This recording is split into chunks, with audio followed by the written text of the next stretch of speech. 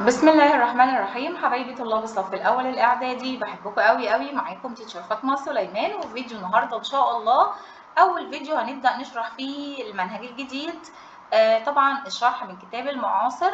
بس قبل ما ابتدي تعالوا كده نشوف المحتويات المعاصر بصفه عامه عامل لنا ايه في المنهج ومقسم المنهج معانا ازاي. تحفه بصراحه. يلا كده نشوف مع بعض الاول في دقيقه كده نعرف محتويات اليونت عامله ازاي ونبدا شرح مع بعض بعد كده. يلا يا حلوين. يونت 1 بصوا كده واخد معايا الليسون 1 و 2 مع بعض. الكلمات عندي الأساسية موجودة، بعد كده أعمل لك تدريب عليها علشان تزود حفظك وإتقانك للكلمات اللي أنت اتعلمتها. هنا بقى مقسم لي الكلمات بتاعت الليسون 1 لوحدها، طبعا جايب لي الكلمات المهمة والأساسية عندي. بعد كده عندك يا بطل في حاجة اسمها synonyms and antonyms. synonym احفظها كده معايا عشان الولاد بتتلخبط فيها كتير. synonym يعني مرادف، يعني الكلمة ليها أكتر من معنى في الإنجليش، ده هيبقى موجود. والانتونم المضاد. synonym مرادف والانتونم مضاد. جايب لك بقى الكلمة والسينونيم بتاعها والانتونم. انتونم هوها الاوبوزيت يعني المضاد. اوكي. بعد كده متناول الجزء ده مهم قوي، بيقابلنا عليه اسئله ومهارات كتير. البريفكس والسافكس. البريفكس اللي هي البادئه، اللي هو مقطع بحطه في اول الكلمه علشان يحولها لي من صفه لاسم او من فعل لصفه، والكلام ده كله هنتعلمه مع بعض. والسافكس ان هي برضو بحطها في اخر الكلمه وبضع فعل. اوكي، او من فعل لاسم. يلا كده بقى نشوف مع بعض. هنا التدريبات عليها. وبعد كده جايب لي جنرال نوتس، دي بتبقى مهمه جدا. الحاجات المتشابهه في المينينج في السبيلنج. بيعرفني الحاجات المهمه ومركز معايا ويعرفني الفرق بينها. وبعدين جايب لي الامبورتنت اكسبريشن والبروبوزيشن، دي برضه جزء مهم قوي عندكم في اولى اعدادي. لازم نعرفها. وميز لك البروبوزيشن هنا بلون مختلف علشان يثبت، العين تشوفه بلون مختلف ويثبت في مخك اكتر.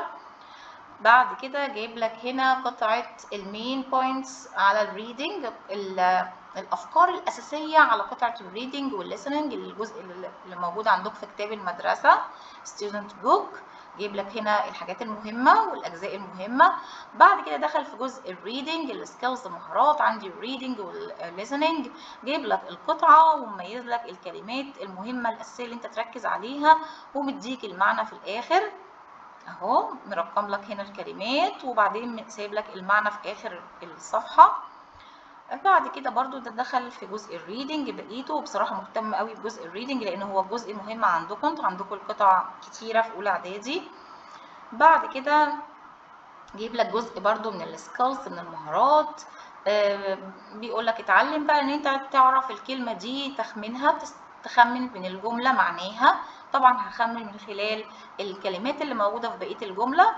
وهيعرفك برضو الكلمات اللي انت هتقابلك دي الكلمه دي نوعها ايه، يعني هي noun اسم ولا adjective ولا verb. كل ده هنشرحه ان شاء الله مع بعض في الفيديو. طيب وايه كمان؟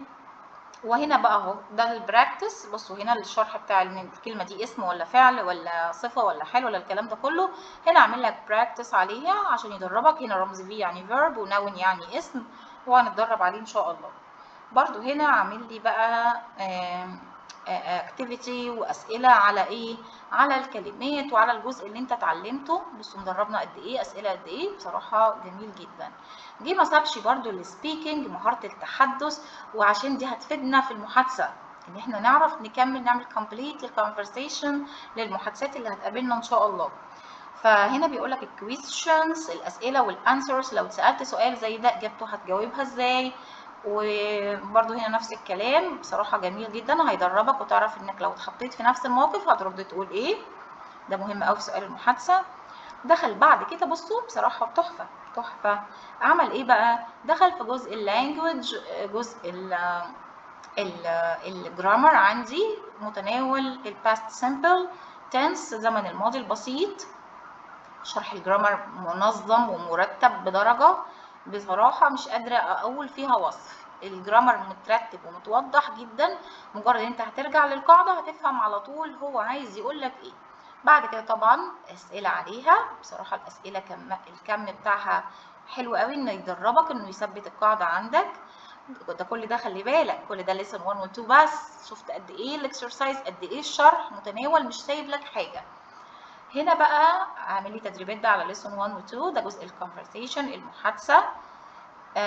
بعد كده برضو اسئله كومبليت واخدينها قبل كده، متدربين عليها. السؤال ده كتير قوي في سنه رابعه وخمسه وسته. هنا السؤال اللي تشوز.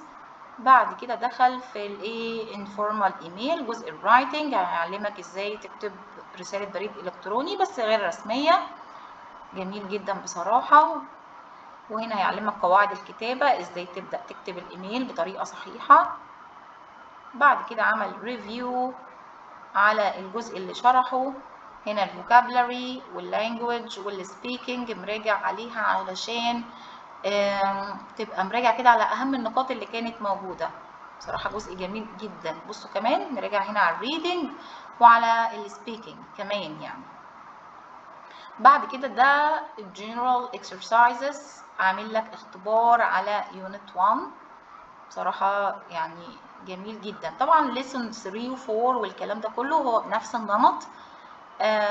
هنا بقى جايب لك ايه تقييمات شهريه، ان انت هتشوف كده تختبر نفسك. هنا ده اختبار شهر اكتوبر، وده برضو اختبار شهر اكتوبر. طبعا هنا الصفح مش بالترتيب عشان برضو تبقوا عارفين معايا. ده جزء اللي معاصر منزله هديه كده عشان تشوفوا المحتويات ان شاء الله لغايه ما تشتروا الكتاب.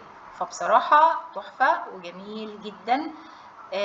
بصوا هنا، بصوا هنا كمان في اول الصفحات هو مديلك كده ازاي تتعامل مع سؤال المحادثه اصلا.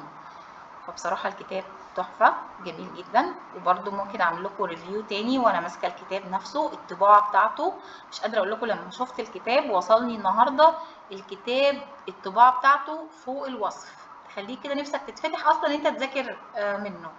ان شاء الله استنوني قريب هشرح لكم المنهج، وهعمل لكم برضو ريفيو تاني وانا ماسكه الكتاب، ونشوف بقى الصفحات بالترتيب واليونت ماشيه ازاي كلها. اشوفكم على خير ان شاء الله. جود باي.